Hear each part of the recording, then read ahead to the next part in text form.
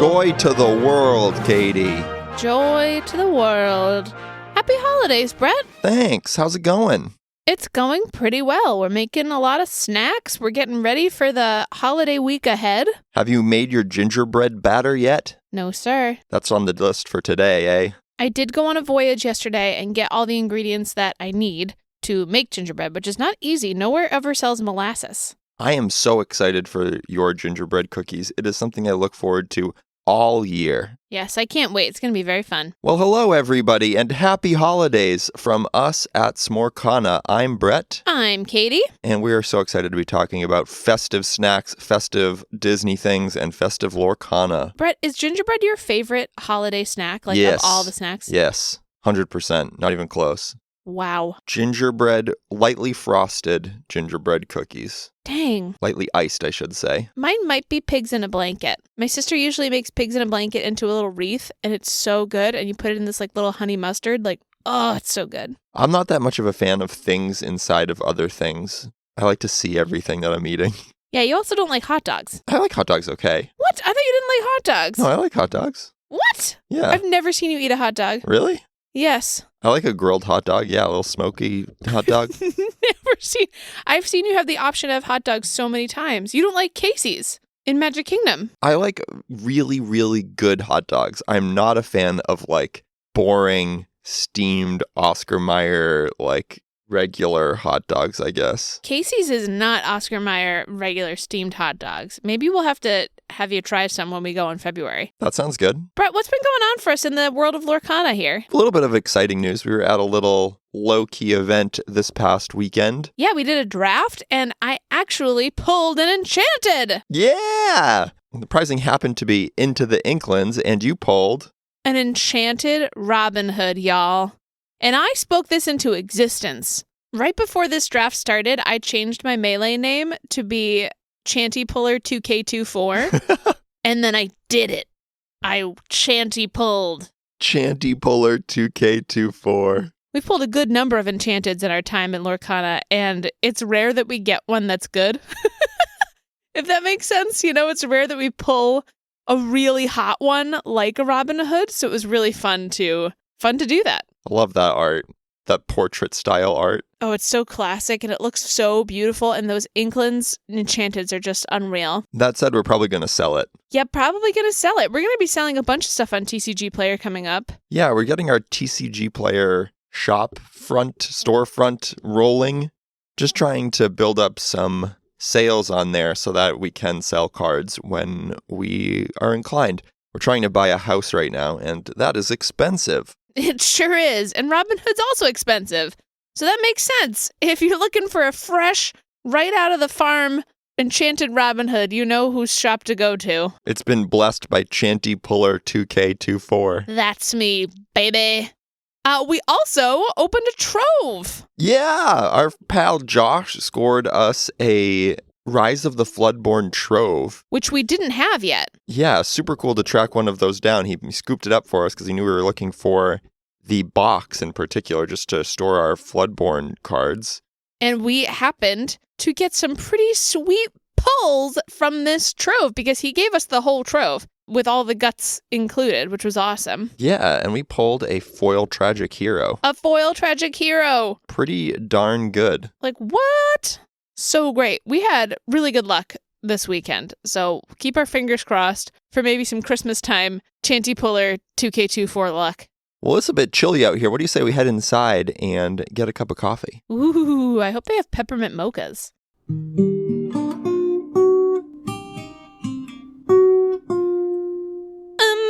Hi, can I get you guys something? Happy holidays. Happy holidays, Geraldine. I think we're just going to start with a cup of coffee. We're a little bit chilly. We want to warm up. Okay, hot coffee?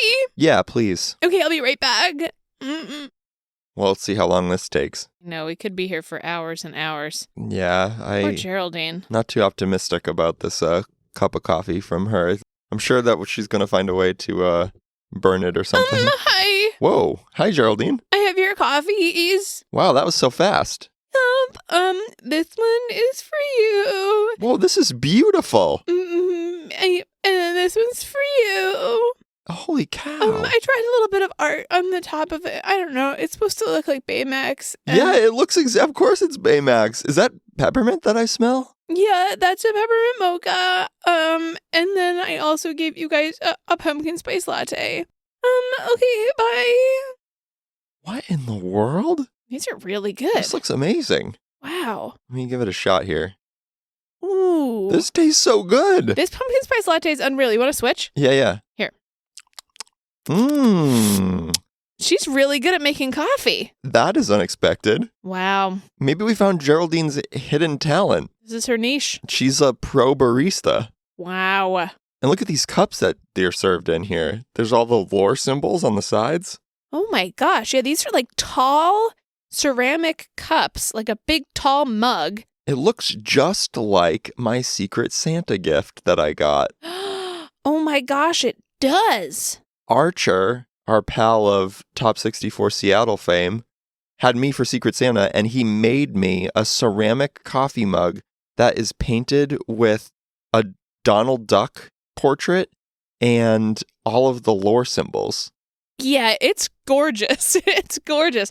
And it looks like this Morcana Cafe copied that design. It makes sense because it's awesome. I've used it every single day since I received it last week.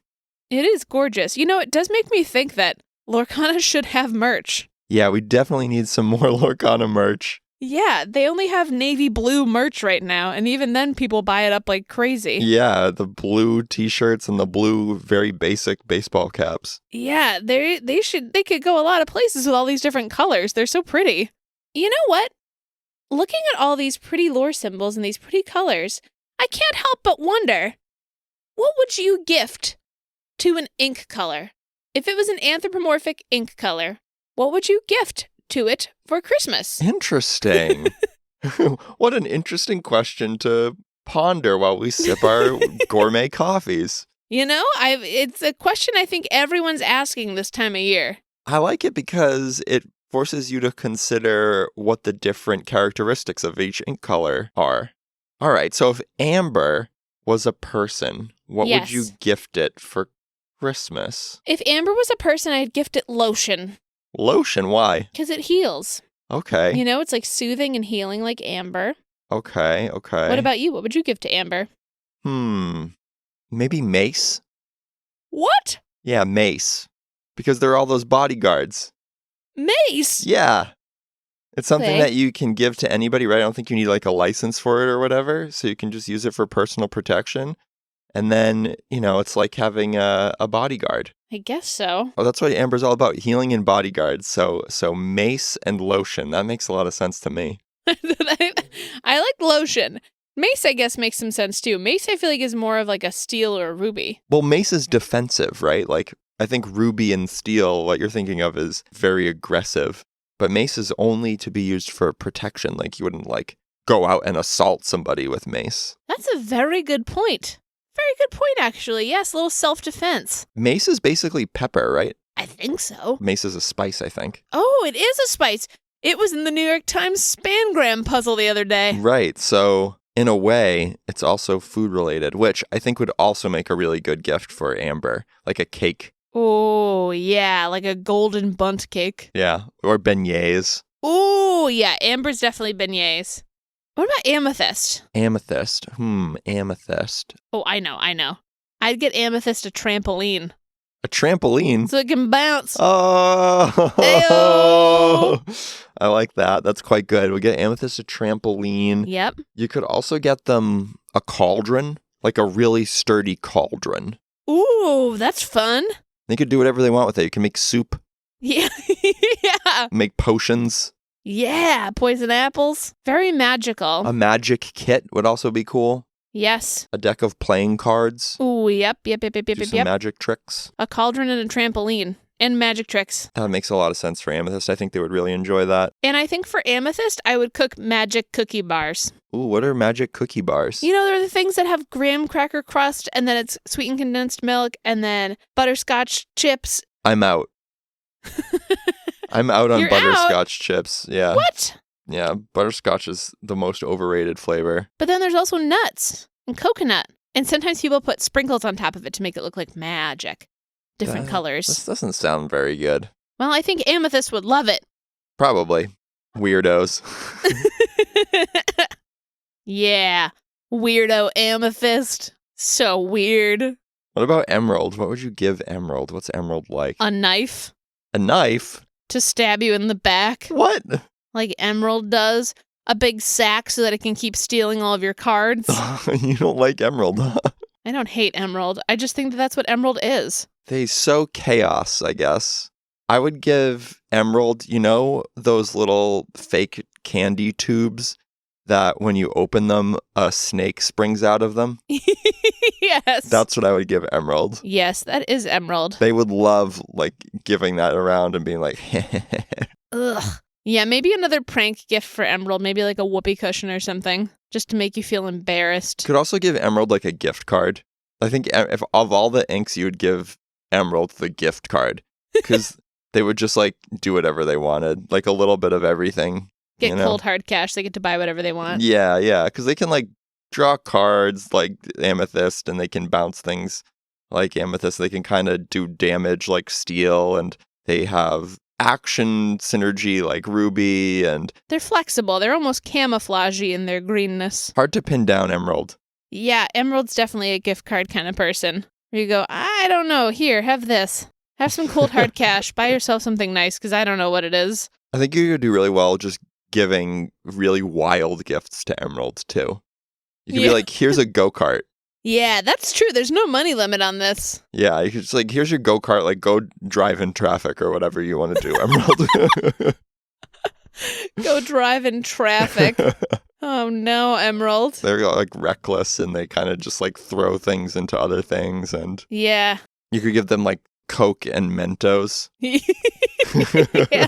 That's what Emerald would like. Say have a great time with that. Yeah. Fireworks. Yeah, fireworks. Fireworks would be great for Emerald. All right, what would you give Ruby? Ruby's my favorite color. So I really want to think sincerely about this. Okay. I know what I would get Ruby. Okay. A sledgehammer. Ooh, nice. A nice, sturdy sledgehammer. Yeah. Or a sawzall.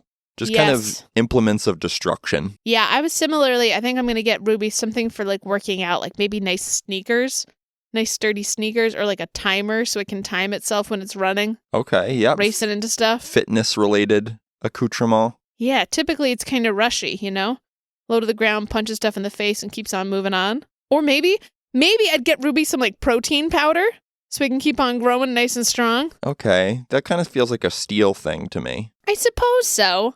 I think they could both be pretty buff people, though. I guess Ruby has medallion weights and Steel has the weight set. So, yeah, they're both fitness inclined. Yeah. Ruby has training grounds, that location. Yeah. Maybe a gym membership. Ooh, there's a good idea. I think that would work for both Ruby and Steel. Yeah, they're very similar. Yeah, so what's more specifically Ruby? Something that creates as it destroys. A pet snake? A pet snake? Because it eats other things? You could say that about a lot of different things. That's true. I like that you associate snakes with destruction, though. Snakes are destruction. They're scary. You imagine if there was a snake in this room right now? Would you be calm? Yeah, No, you wouldn't. I like snakes. Yeah, but you wouldn't like that it's right here right now. Listen, after living in Australia, where they sold snakebite anti-venom kits at every convenience store, I'm totally fine with any snake that lives in New England. Well, Australia's not meant to be. I'm also curious, now that we're talking about Australia, I'm curious to know if we have anybody listening in Australia, and if you are, how do you keep your cards safe from all the snakes? It's not the snakes that you have to worry about. It's the stonefish. Ah. The little fish blobs that look like rocks that if you step on them and you weigh under 110 pounds, you're probably going to die. Yikes. Yeah. No thanks. Anyways, for Ruby, maybe we'll get Ruby a ticket to Australia. A stonefish. A pet A stonefish. That's it. Yeah, they can tempt fate with their pet stonefish. No, I think a gym membership's right. I have other things in mind for Steel. I think gym membership is right for Ruby. Nice sneakers is also a good choice, a good option. I think that's apropos. Yeah. I do think anything that could either cut something in half or blow something up would be useful for Ruby. Like a knife set, maybe. Yeah, I think a knife set might be too precise. I think like a chainsaw might be more Ruby style. Yeah. A chainsaw to cut their steak in half. Steel can have the knife set. Yes. Maybe we should talk about steel before sapphire, since we've already talked about steel a bunch. Here's what I was thinking for steel. I want to get steel like a military grade yacht. Like a big steel yacht. Like a destroyer? Kinda, but I want it to have a little bit of class and like luxury on the inside. Like I don't want it to be so military. Okay. Because the inside's like a little bougie, like a yacht. But the outside looks like it's going to kill you. Okay, so it's like a yacht that could survive Armageddon. Exactly. Okay. Because steel's a little bit classy. It's destruction, but it's like kind of sleek Yeah. in its destruction. I think a nice full tang Japanese style knife set could also work wonders for a steel person in your life. Yeah, knife set feels right. It's precise, surgical, do damage a little bit at a time. It's also steel, colored. True. And perhaps made out of steel. Yes. You know what else would be good for steel? What? Like one of those computers that you can like throw off the top of a building and it wouldn't get hurt. Wait, what? Those exist? Yeah, like I think they're called Tough Books. What are you talking about? The police use them. You can throw it off the top of a building? You know, they're just like made to, you can like hit them with a hammer or whatever and they keep working. That's crazy. Yeah, we'll get it one of those. For sure. That could work. Yes. A safe, maybe. Ooh, that's good. Just like a big box that you can put something into and keep it from getting damaged or stolen. Yeah, right. Real life resist bodyguard. A statue. I think like you could get like a gigantic replica statue. Just a statue of something. Yeah, like Wreck-It Ralph. Like an 8-foot tall bronze Wreck-It Ralph. I think it should be an 8-foot tall steel Wreck-It Ralph. Right, my mistake. Okay, now unfortunately there's one ink color left that I guess we have to get gifts for. See, I don't know why you're disappointed or upset or whatever, because this feels like the easiest person to get gifts for. Sapphire stinks. Sapphire gets nothing from me. Why? Doesn't get nothing. I'll still get it something. I feel like Sapphire's that person who likes everything, like takes an interest in so many different things that you can get it anything. Ugh. Like it has a ton of hobbies. I guess so. But then where do you even begin? You know what I'd get Sapphire? I'd get Sapphire a calculator. Like a really nice graphing calculator? Yeah, Merry Christmas. TI-83? Sure. Have a good time, Sapphire. I mean, you could get it like a world atlas. Maybe I'd get it something that'll make it play faster. You know? Like a Red Bull or something, so that it can actually take a quick turn instead of a 10-minute turn. Sapphire! I think any book would do well. Yeah. I guess, but I also feel like Sapphire would be like, I already read it. I already read it. Because it's Sapphire. Sapphire's probably independently wealthy as well. Probably. With all their lucky dimes, you know? Ugh. And all their ink. Maybe some goggles. Like a good pair of goggles. Or a little science kit. By the same Beakers. vein. Yeah. Bunsen burners. Yep. Microscopes. That'd Telescopes. be cute. Yeah. That's actually the best part of Sapphire is thinking about it as a little scientist. Yeah. Little inventor. Think of our niece who asked for a telescope for Christmas. That's Yeah. a very Sapphire gift request. And that would be beautiful. I think we would do a great job buying gifts for anthropomorphized versions of the ink colors. Yes, if and when this happens, we're ready. And, dear listener, if and when this happens to you too, you're also ready. You're welcome. Well, I'm warmed up. That was a nice little cup of coffee. Geraldine did a great job. She did such a good job. That was awesome. Time for food? Yum, yum, yum, yum, yum, yum, yum.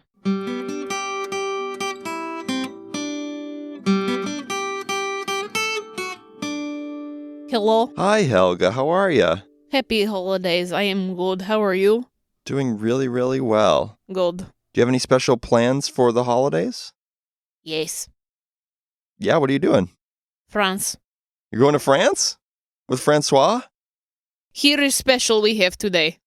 We have red and green hot wings. Ooh, these look cool. Enjoy. Ooh, look at this. Wow, those look so tasty. Very thematic. Yes, delicious too. You know what this makes me want to do? What? Build a Christmas-themed Lorcana deck. Woo! Me too. It's been a bit since we've built a deck here on the pod. Yeah, I think it was like our 3rd or 4th episode ever. We looked at deck building. Yeah, it's been a minute. So we wanted to revisit that topic and, in particular, build a themed Ruby Emerald deck. So, Brett, what are some of the main tenets we should keep in mind when we're building a deck? Just to give us a little refresh here. Well, first, I would say that I always recommend starting with a net deck. Play a deck that did really well at a big event. Look at what won a recent challenge or did well in a big set championship.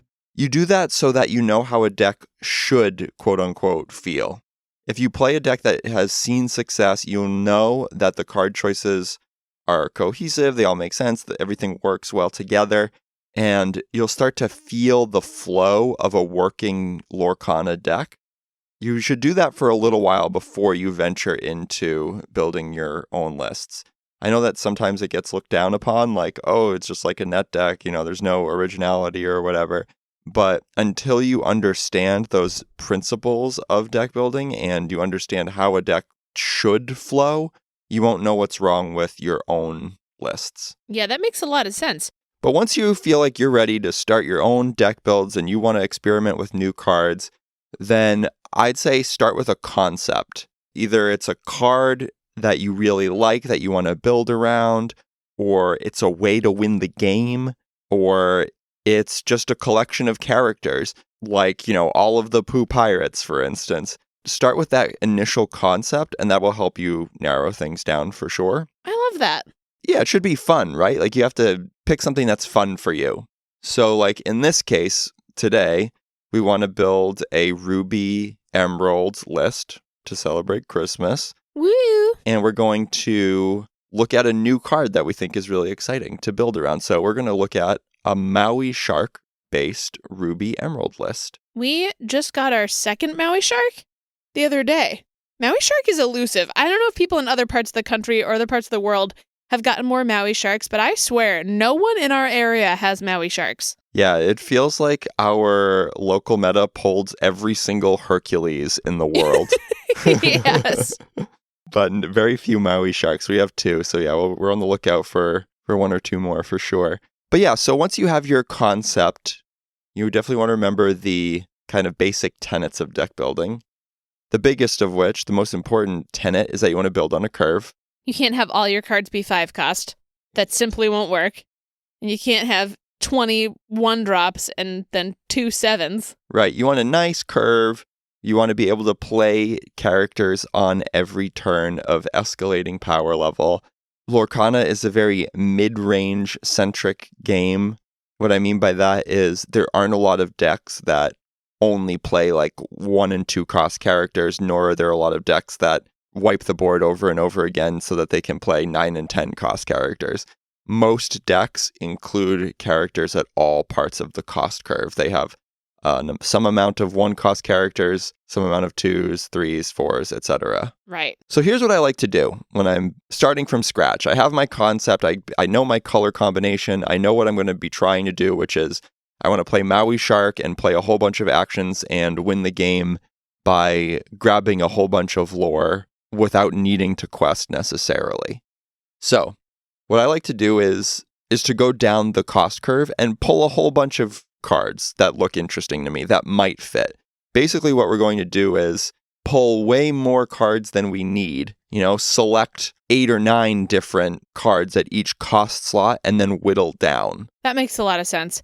If you can make a big pile and then take stuff away instead of begging for stuff to add, that seems a lot easier. Yeah, so we're going to do this live. We're going to do this right now in Dreamborn, using the Dreamborn deck builder. Whoa, and then we'll post this deck for you to see after we make it. Yeah, all right, so let's start with our 1-drops here. Our Ruby Emerald 1-drops. Let's just pull some options here. Okay, so we're aiming towards Maui Shark, like you said. So Cursed Merfolk stands out as being one of the best options. We've also got Diablo. Yep. The 1-cost Diablo that lets you look at your opponent's hand. Always good to have that intel. Pegasus is evasive. Always solid for chipping away, and evasive characters are especially important right now with all of the genies and Elsas floating around. We've got Minnie Mouse, always classy. A classic 1/3. That could be an option if we end up using the Shift Mini that keys off of actions. Yep. Works really well with Teeth and Ambition, so a possibility to just use a vanilla 1/3. And then Moana could be interesting for new options. the pirate Moana. She's a 3-2, so really good stats, but she can only challenge if you have a captain in play. So if we end up going down the pirate route, she could be really interesting as well. Okay, so we've got some of the best kind of one-drop options pulled out. Definitely. How about those 2s? All right, let's see. Go-Go is very good right now. She fits our theme of wanting to grab lore without needing to challenge. She's also evasive, so she can be played on turn 2 and get you some lore. That seems really strong. Ursula Deceiver, similarly to Diablo, great to have that intel, and Ursula lets you discard a song. Looking at cards that key off of actions, there's Mulan, Enemy of Entanglement. She's the 1/3 that has the ability whenever you play an action, she gets +2 strength. So an option for an action-heavy list, perhaps. An underused card for sure. Wendy the Captain? Yeah, new Wendy, Courageous Captain, could be very, very good if we wanted to go down a pirate route. She's a 1/2 evasive that gets an extra strength and lore if you have another pirate in play. Any other 2s? There's always Bonsai. He's uninkable, but he's a 3-2, quest for 2. Yeah, super solid character, always a good option. We could slam him out. All right, let's move on to our top 3-drop options. There are quite a few here. There are always a lot of 3-drops. I always get stuck around the 3-drops and I want to play 40 of them. This is usually the cost slot where you want to start going over maybe 8 or so different copies. I'd say that most decks want around 8 1-drops and 8 2-drops, and then 3-drops tend to be 10 to 14 maybe. This is the middle of that curve. This is where it's peaking. 3-4, a little bit dripping off at 5. All right, let's see what we've got here. There's always Diablo. Ugh, yep, Diablo's a classic. We are going to be playing quite a few actions, so shifting Diablo should be possible. Similarly, Ursula, Deceiver of All. A lot of those actions are also songs. Sisu is another generically good 3-drop. Ugh. Sisu, she's the 1/4 quest for 2 that gets a strength for each card in your opponent's hand. Kit Cloud Kicker, a classic. Can bounce, your opponent's little guys so that they can stay off of your Bonsai, so that they can stay off of your Ursula, etc. What if we wanted to go the pirate route? What if we wanted to continue down this sub-theme? Are there any options? Oh, yes. Look at Tigger, the new Tigger in the Crow's Nest. He's a great action pirate, in fact. He's evasive. Whenever you play an action, this character gets +1 strength and +1 lore this turn. That's pretty sweet. Yeah, and of course it's a pirate, so that could work very, very well if we wanted to use that pirate sub-theme. There's also Captain Hook, who's just a kind of generically good pirate and a captain for our Moana. Gives us some card draw. He's a 1/4 quest for 2, and whenever he's challenged, you draw a card. Also, don't forget about Donald Duck, our main man here, Donald Duck First Mate. If we do have enough captains, we can run that Donald Duck. In which case, we might want to think about Daisy Duck, but that's getting into the 4 costs here. Yeah, Donald Duck is a 2/3 who will quest for 3 while you have a captain in play. All right, what about 4-drops? Let's talk about 4-drops. We could run that Daisy, like you said, if we have enough pirates. Yeah, if we really go hard for the pirate captain line there, she'd be great. We've also got Super Goof, who I love so much. Might be one of my favorite cards in all of Lorcana. Also fits that lore gain sub-theme.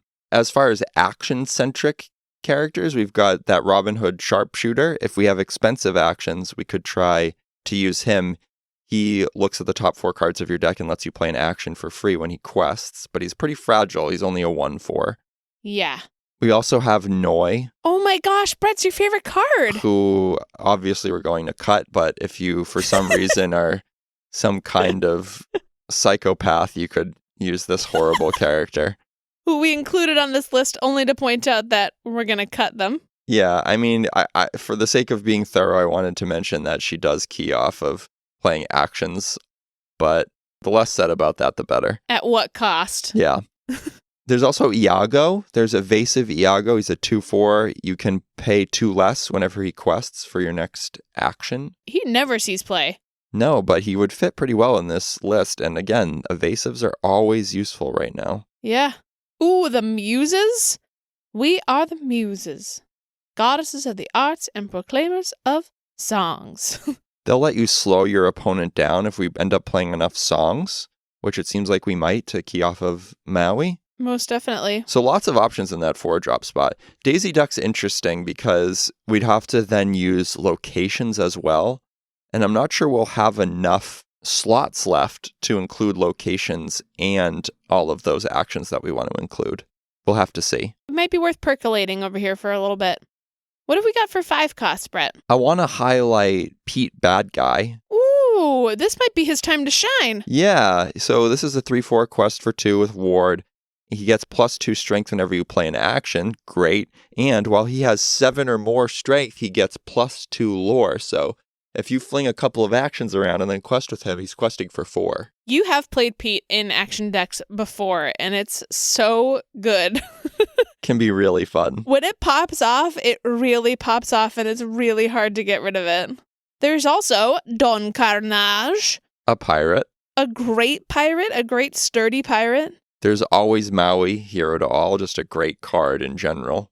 I don't think we'll ever see a day where Maui is not in the meta. I'd love to highlight Goofy Expert Shipwright as well. Ooh. He's not a pirate. He is a new character from Azurite Sea. The 1/4 quest for 3 with Ward. Great for our list because, again, we just want to be being cheeky about gaining lore and doing things that our opponent can't stop. So he has the ability that whenever he quests, chosen character gains Ward until the start of your next turn. So if our focus is Maui Half Shark, playing Goofy on turn 5, and then on turn 6, playing our Maui Half Shark and questing with Goofy to make sure that our Half Shark sticks around for a big explosive turn could be really, really strong. A couple of other pirate options. There's Captain Hook, Master Swordsman. And the new Mickey Mouse. Pirate Captain. The Floodborn Mickey that gives a pirate +2 strength and the ability to not take any damage from challenges when you play him. Really good stats too, and is of course a captain. A lot of these cool new cards that we have not really seen play yet. Do we want to go any higher? Any other 6-cost characters that we'd want to consider? I think there's a couple, right? I think there's John Silver. Sure, the legendary John Silver from the first chapter that dishes out Reckless. Yeah, he's a pirate, he's a captain. Really good stats. Yep. Robin Hood Daydreamer, maybe the best art in Lorcana if we're not counting any Bell art. Yeah, this amazing art of Robin Hood lounging. He's the 6-cost inkable 4/5 that quests for 4. He's vanilla, but he quests for 4. I'm thinking that if we play that Goofy on turn 5, having another target besides Maui Half Shark could be really strong. I'm also thinking that we might be playing You Came Back as an action. Ooh. And you could theoretically use Robin Hood and You Came Back to just quest for 8, which seems pretty good. Yes, definitely. There are always the chair ladies, Lady Tremaine and Madame Medusa. The chair ladies. Is Medusa sitting in a chair or is she sitting on her desk? She's sitting on her desk, but there's Still. a chair behind her. Yeah, they still look exactly the same. So I don't think we want to go too much higher, it seems like. I don't know that there are a lot of great options at 7 or 8. I feel comfortable with 6. I think that's correct for this. Okay, so those are all of our characters laid out. We have 38 different options for characters. Whoa. So we'll be cutting that down quite a bit. Let's talk about some actions that we could play. I think we want to play as many cheap actions as possible so that we can cycle things through and use Maui Shark really effectively. Anything that gains us cheap lore is also to be noted. Improvise is a great example of a card that we want to play. Gives you that card draw. Right. It lets you cycle. It lets you play an action without depleting your hand size. It's just a card that you pay 1, you give a character +1 strength this turn, and you draw a card. Easy. Thievery could be really strong. Fits our themes. Chosen opponent loses 1 lore, gain 1 lore, and it's 1-cost action. You Came Back is a little bit more expensive, but would allow us to potentially double quest with our Pete Bad Guy or Robin Hood. Yeah, that's fair. Tanya in our league has been playing You Came Back in her deck, and it's pretty spicy. It's pretty frustrating. I'm also imagining a scenario, and this might be a little bit of magical Christmas land thinking, but imagine having Robin Hood, Daydreamer, and Maui Shark on the board. You quest with Robin Hood, you play You Came Back to quest with Robin Hood again, you banish something with your Maui Half Shark to get a You Came Back, and then you play it on your Robin Hood and quest again, and you just gained 12 lore. Yes. Could be really that's good. It. That's the move. That's the move. There's always Brawl to consider as well. Always a good card. And if we're going to play that Robin Hood, we could play Hypnotic Deduction, which lets you stack the top of your deck. So lots of good options for actions. And then there are songs. Songs, which are also actions, and obviously can be free if they are sung. Which works really well with our Maui half shark. So we have a couple of new options that could be good. Heffalumps and woozles. Yeah, heffalumps and woozles. Again, the ability to potentially play something for cheaply or for nothing and also draw a card. That's what we want to do with this list. Teeth and Ambitions we referenced earlier, too, on that when we were talking about Mini being a 1/3, being able to take that 2 damage. Teeth is always a great card. Yeah, it's nice to have that removal. Just a question of whether or not we have enough cheap characters that also have 3 willpower to be targets for our teeth. Exactly. If we're going to play Ursula, cards like Strike a Good Match and Mother Knows Best could be really, really strong. It's always nice to double sing those. Similarly, A Pirate's Life. Ooh, a sing together. Fits really, really well. If you can double sing this with Ursula, I mean, that's one of the reasons I think to play this color combination.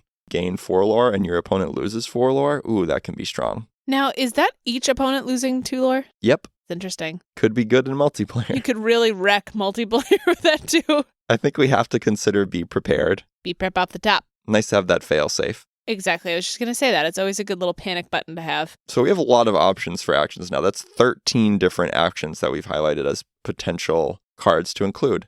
Are there any locations that we want to consider if we're playing Daisy? Owl Island. It's a great new location. Could work really well if we decide to go that Daisy direction. Also, Hidden Cove is just a solid option. You can always play it, always move characters there. Are there any items that we want to consider? There's one that I have in mind. I don't know, Brett. Are there any items we want to consider? I think we want to consider airfoil. It's just a lot of fun. I love airfoil. It's the item that costs 2 in Emerald, and if you've played 2 or more actions in a turn, you can exert it to draw a card. I think it could be fun in this deck, honestly. It is fun to make fun of you with airfoil, but I do think that might be a good addition. If we're looking for card draw options, I think we could do worse. It's just a question of whether we want to play off curve like that and potentially lose a turn 2 or 4 to play this card and kind of spin our tires. Let's see how the rest of this shapes up, because right now we have a 200 card deck. Lots and lots of options. So what we've done is we've loaded every card that we just discussed as a one of into Dreamborn, right? And I like to do this with physical cards as well. I kind of do the same thing where I lay out a deck by cost. I have 1 million cards laid out, and then you just start paring down. So I think we might have enough cards for the pirate sub-theme with that Wendy and the Moana, and in particular that Tigger could be really, really good in this list. Donald Duck could be really strong. So I do like the idea of trying to go for the pirate sub-theme. What do you think? I think that's a great idea. I'm so into the pirate theme in general. So having this lovely, lovely Christmassy pirate-themed deck sounds great to me. Okay. So out of our one-drop options, we've got Curse Merfolk, Diablo, Pegasus, Minnie Mouse, and Moana. Right away, we cut Minnie Mouse, right? Yeah, I think so. I think that she's just not as strong as some of the other options, and we're not going to play that 4-drop Minnie, which reduces her utility just because there are so many other great 4-drop options. So I think we can cut Minnie. I also think that we have enough other evasive options to not really need Pegasus. Yes, and we're not shifting him. We do potentially want to run that Moana if we're running the pirate option. Definitely. So we can bump her up to 4 copies, and then it's between Diablo and Cursed Merfolk. Looking ahead at all of our uninkables, it does seem like we have a good amount of uninkables already selected, and Cursed Merfolk would fill another one of those slots. And we're not particularly a rush deck. We are playing more to mid-range. So I think we can cut Cursed Merfolk and maybe roll with our Diablos and Moanas. Love that. Make it so. Great. There's our 1-drop slot sorted. 2 drops. We've got Wendy, Mulan, Ursula, Go-Go, and Bonsai. I think that Bonsai, similarly to Cursed Merfolk, could get cut, right? Same kind of principles there. And I think it's similar to Wendy, and we'd rather run Wendy to fit our little pirate sub-theme, right? Definitely. Okay, so we'll axe Bonsai and up Wendy.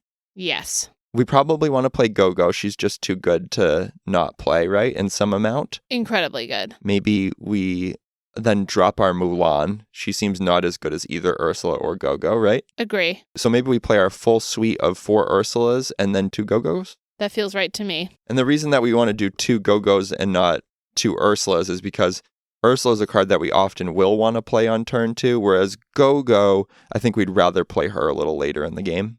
At least turn 4. It's almost like she's a 4-drop instead of a 2-drop. That leaves us with 10 2-drops. Great. 3-drop slot. We've got our Ursulas. Donald Ducks, our Diablos, our Tiggers. Lots and lots of options. So we know for a fact that we want to play our Tiggers, right? Yes. He's just too good. He's a pirate that keys off of actions. So he's definitely in there. We can probably drop some of our staples like Sisu and Kit. Yep, not really a Sisu Kit deck. We definitely want to play Diablo, right? Because we have lots of actions and we're going to be able to potentially shift that Diablo. Yeah. Great. What about Captain Hook? Captain Hook is great for card draw. He's a solid card to play on curve. He works really well with our Moanas and is another captain for our Donald Ducks. It's just a question of whether or not we can squeeze him in there. He is vulnerable to Brawl as well, so maybe not the full 4. I'm thinking that we include 2 Donalds. Yep. Because he's a little bit less solid, and maybe we don't want to necessarily play him on curve. Heard. So far, we've got our Diablos and our Tiggers and 2 Donald Ducks. That puts us at 10. It's basically a decision of how many Captain Hooks versus Ursulas do we want to include. I think Ursula is so good, but she's not a captain. This is tricky. Ursula to me feels like the obvious choice, but there's a lot that keys off of captains. I don't think we need the full 4 Ursulas. So in situations like this where we're split between a couple of characters, something you can do, right, is include a few of each of them and see which one ends up working out better. Like you might play the list and say, oh, Captain Hook never gets value. He gets removed instantly every single time. So I'm not as fussed about using Captain Hook. And then you up your count of Ursulas, where it's if she does stick, you're doing major work towards progressing your win condition. So if we did 2 Ursulas and 2 Captain Hooks, maybe we could test it out like that? Yeah, so that leaves us with 2 Captain Hooks, 2 Donalds, and 2 Ursulas. Now, ultimately, what you're probably going to do is run 3 and 3 or 4 and 2 of those 3 options, but we just don't know because we haven't played the deck yet. Right. So a good place to start there. And that leaves you with 14 3-drops. The 4 Tiggers, 4 Diablos, and then 2 2 and 2 of Donald Duck First Mate, Ursula Deceiver of All, and the new Captain Hook. Nice. I'm excited for that new Captain Hook. All right, how about 4-drops? We've got Super Goof. We said we're cutting that mini. Yep. We can cut Noi because she's horrible. That's the easiest cut you've ever made. Now, Robin Hood's interesting. Robin Hood's a card that is uninkable. It doesn't seem like we have a lot of really expensive actions that we're looking to play. No. Even though we have a lot of actions, I'm not sure that he's going to be able to get a lot of value. Yes, I don't know that Robin Hood makes the most sense here. So we're down to, for options, Daisy Duck, Iago, the Muses, and Super Goof. Does Iago make sense? Iago's evasive, which helps. He's going to make some of your actions free, potentially. So I think he could be worthy of consideration. That's true. I wonder if we're going to play locations or not, and if we should keep Daisy or not. Yeah, I think that's what it really boils down to. I feel good about the Muses. I feel good about Super Goof. Do we have enough pirates to make this work as it is? I'd say right now, no. We have a pirate sub-theme where we have, some Moanas and Wendy's, but I'm not sure that we're going to have enough pirates to make Daisy Duck really work. I agree, unfortunately. It's an action deck. It's an action deck, not a location deck. So we're going to cut Daisy, which is sad, and we'll cut all of our locations. I will say this makes me want to reconsider our Donald Duck and Captain Hook counts because now we have fewer captains. Sure, that's actually a really good point. For now, we'll leave it. Our 4-drops now are down to the Muses, Iago, and Super Goof. I'm thinking that we want at least 2 Muses and maybe we want 3.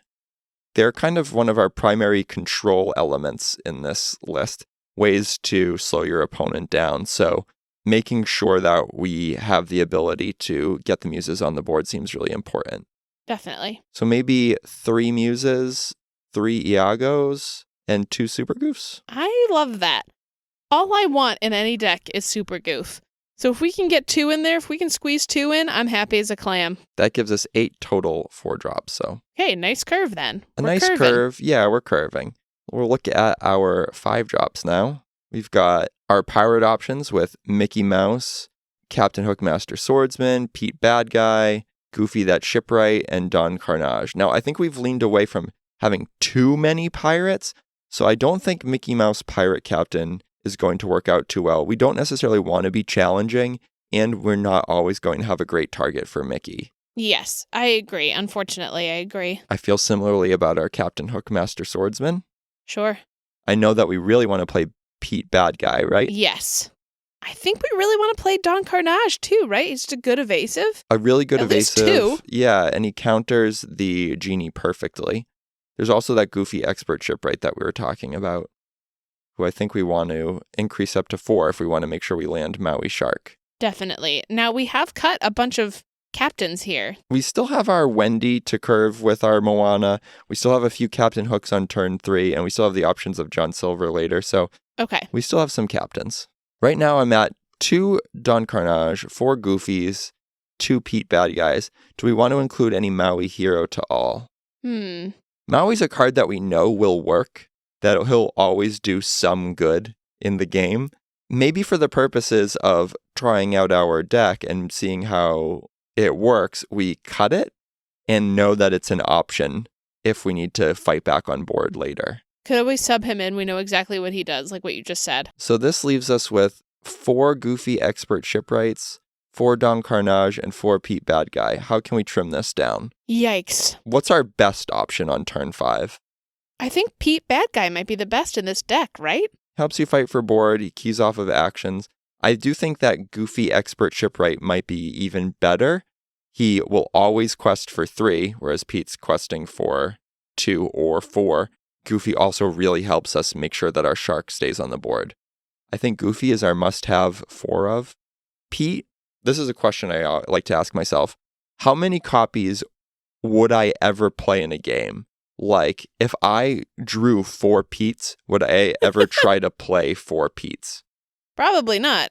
Right? I think we could keep him down to a 2 of, and hope that we see 1 copy of him over the course of the game. Similarly, with Don Carnage, would we ever play 4 copies? Maybe. In a game? Maybe. So we'll leave him at 4. We'll have 4 Goofy Shipwrights and 2 Pete Bad Guys. Sounds good to me. 6 drops. We've got our Maui Half Shark. We know we're going to play 4 copies of that. Ooh, we have a lot of 6 drops here, don't we? Yeah, we have the Cheerladies, we have John Silver, and we have Robin Hood Daydreamer. Robin Hood Daydreamer is a card that I don't think we'd ever play more than 1 in a game, so we can keep him pretty low. I also don't think that we necessarily care about controlling the board with cards like Lady Tremaine and Madame Medusa. I agree. I think we want to try to manipulate lore totals rather than control the board. And similarly to Maui, we know how the Cheerladies work. So if we decide that we really need that power, we can always plug them back in. Looking at our total character count at the moment, we're at 56 characters. So we do need to be trimming. Between John Silver and Robin Hood, I don't think either of them are strictly necessary, but Robin Hood maybe helps us with our goofy targets and fits the overall theme of gaining lore. Yep. So maybe we cut our John Silvers. We also don't need that many captains or pirates. We've kind of leaned away from having too many of them. So maybe just 1 Daydreamer to go with our 4 Maui Half Sharks to top out our curve. That gives us 5 6 drops and 5 good targets for Goofy Shipwright. That feels like plenty to me. All right, so that puts us down to 55 characters. Woof. Still a lot, because we have a lot of actions we're tossing in here, too. Yeah, we're going to want a solid 15 to 18 actions. So we're going to want to cut another 10 plus characters, which we'll come back to that. Let's look at our actions. Which actions do we want? We've got Improvise, Fan the Flames, Thievery, Hypnotic Deduction, Do It Again, You Came Back, and Brawl. I mean, I think we definitely want You Came Back, right? I know that it's uninkable, but maybe 2 copies of that. Definitely. Improvise, great card draw. Yep, I think we want 4 Improvise to key off with Tigger and Maui and such. Fan the Flames could keep our characters safe, but we also have a lot of evasive, so it's less useful, so maybe we cut that. Mm-hmm. Hypnotic Deduction, we decided not to use Robin Hood, so we can cut that. Exactly. Do It Again is uninkable, and Maui Half Shark does the same thing, so maybe we cut that. A little moot. And we probably do want some number of brawls, maybe 3? 3 brawls? 2, 3? And maybe no Thievery. Maybe 2 Thievery. You feel good about Thievery, huh? I do. I think it fits our theme quite well. Now, we don't want a lot of it because it doesn't affect the board at all, but as a card that could help us end the game, it's pretty strong. You could say it fits our themery. And some songs. We've got Heffalumps and Woozles, we've got Strike a Good Match, Teeth and Ambitions, Mother Knows Best, Pirate's Life, and Be Prepared. It seems like Teeth and Ambitions, we're not going to have enough cards with enough willpower in the early curve. Agree. And we're going to be bouncing things with Muses instead. Between Heffalumps and Woozles and Strike a Good Match, I think Heffalumps is just a stronger card. I agree. If we're deciding not to clear lots of characters, we can keep our opponents off of lore gain. Cut the good match. And upper copy of Heffalumps. Mother Knows Best works really well with Ursula, but we don't need a ton of them, so maybe 2. It seems like this is not a Be Prepared list. We're going to use lore reduction to keep our opponent in check. Unfortunately, no B prep. And we will run Pirate's Life at maybe 3 copies. Yeah, I could see us playing 3 copies of that. Playing that 3 times would feel really good. Whittles us down to 20 total actions, which is a pretty good number to be at. And then we still have our airfoil count. Let's look at our other card draw and see if we have enough. We've got our Diablo engine. Okay. We've got a couple of Captain Hooks. Yep. We've got Recursion with the Maui Half Shark, of course. I think that it could be worth including 2 copies just to see how it does. I think that as a Christmas gift to ourselves and to all of Lorcana, we should definitely put airfoil in there. Can you imagine how happy you'd be if you opened an airfoil under the tree? Really, really happy. Maybe you will. Maybe Santa's bringing one. I don't know. All right. So that brings us to 77 cards. Not bad. Woo! Okay. Let's go through and make some cuts. We've got, like we said, 55 characters. Now, we want this number to accommodate our action total, which should be at least 15. So we need 45 characters. Yeah, we need to cut about 10 characters. Something we should definitely look at is our uninkable total. Right now, we're sitting at 12, which is totally fine. Very reasonable for an uninkable total, so I'm not super concerned about needing to cut uninkables. Unfortunately, we have cut a whole bunch of captains. My man Donald Duck, first mate, is looking a little bit out of place without his partner Daisy.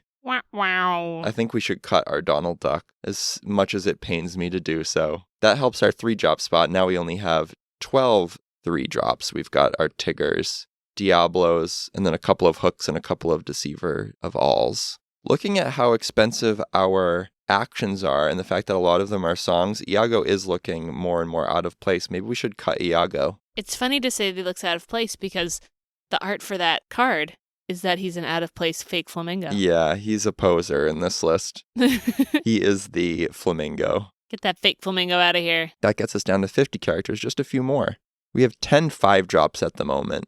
I wonder if we could cut our Don Carnages. He's so reliably good. I love him so much. He is very, very strong and a good card to have in the current meta for sure. It seems like we want to be doing other things on turn 5, though, namely playing our Goofies and Petes. I think that's correct. If we cut Don Carnage, that leaves us with Goofy and Pete on turn 5, which is still really solid.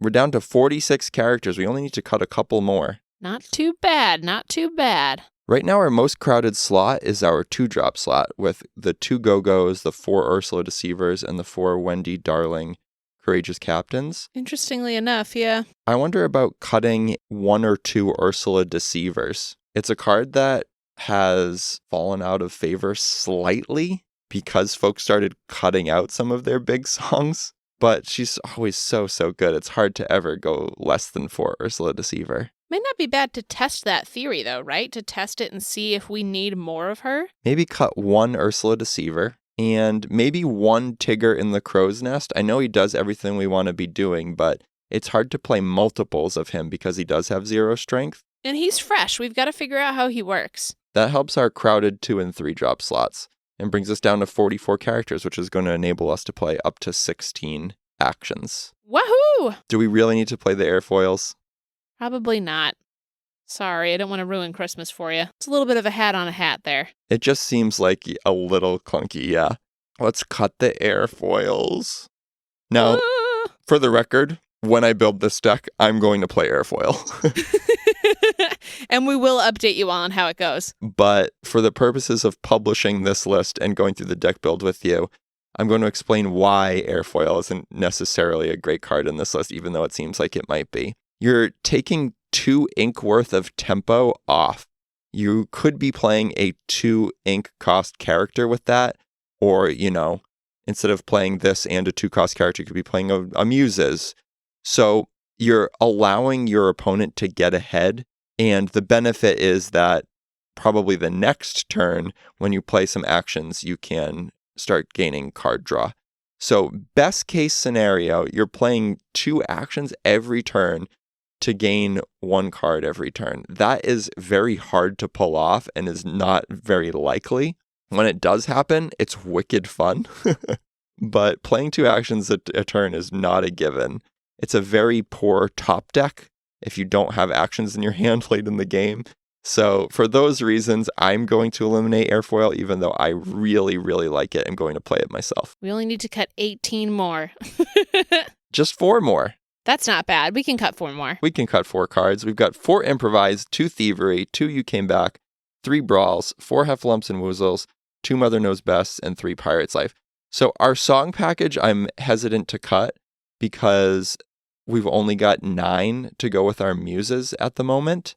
If anything, I think we might need to add a mother knows best. So I want to cut from our actions, the 4 improvises, the thieveries, the you came backs, and the brawls. I think thievery is probably the worst card. Cuttable. It is definitely cuttable. There's also the possibility of playing a single you came back because you can recur it with our Maui. And it is uninkable. Let's cut our thieveries. Now we have made our actions kind of expensive, so I do want to cut cards that cost more now. Maybe cut down one of the pirate's life and add a mother knows best. I like that a lot. That puts us at 61 cards. Oh boy. Maybe we cut 1 brawl. Okay. That puts us at 16 actions, 44 characters. That's a nice curve that we walked you through. I think that something that I'm flagging is that we have just those 9 songs with 3 muses and 2 Ursulas. Sure. So we might need more songs. If we did need more songs, I think Strike a Good Match is certainly an option. It could be subbed in for perhaps the improvise. We'll just have to see how it all performs. Absolutely. What a delightful Christmas snack. Yeah, listeners, I'm curious as to what the name of this deck should be. Yeah, let us know. You can now comment on Spotify. So if you listen on Spotify, you can go into this episode and leave a comment. So if you have an idea for what this deck should be called, leave us a comment on Spotify. Or leave us a comment on Facebook or Instagram when we post about this episode and we post this list. Hopefully this was useful to you to go step by step through the building of a deck. We wanted to do this as we were recording without as much planning as we normally do, specifically so you could hear all of our thought processes and perhaps glean some understanding of why you might put a card in a deck over another one. Hope this was helpful. Happy holiday deck building, everybody. I hope you get some time around a fireplace or a Christmas tree to play some Lorcana and build some fun decks.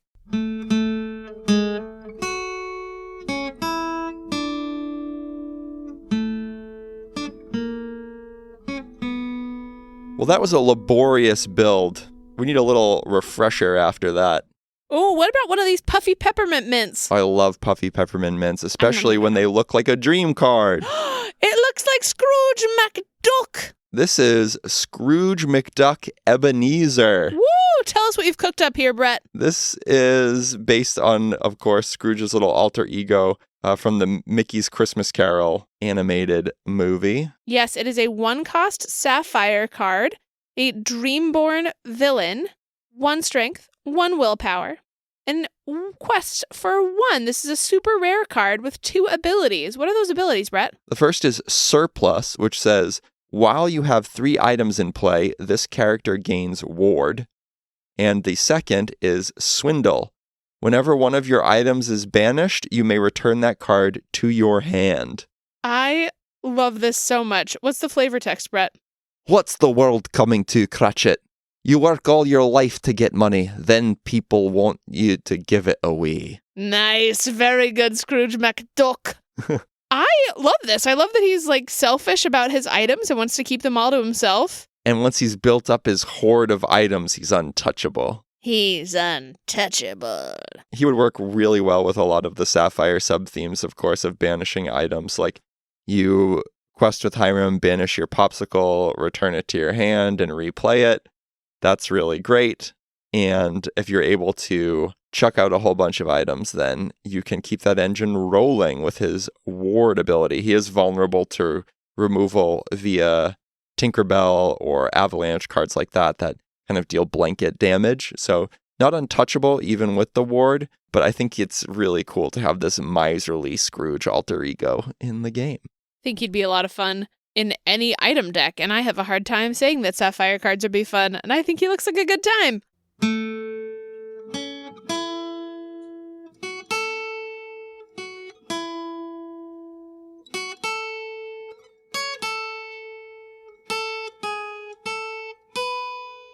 Woof! All right, what's next on the menu here? Well, it's going to be the new year. We're going to talk about our New Year's resolutions and our hopes and dreams for the podcast. Hooray!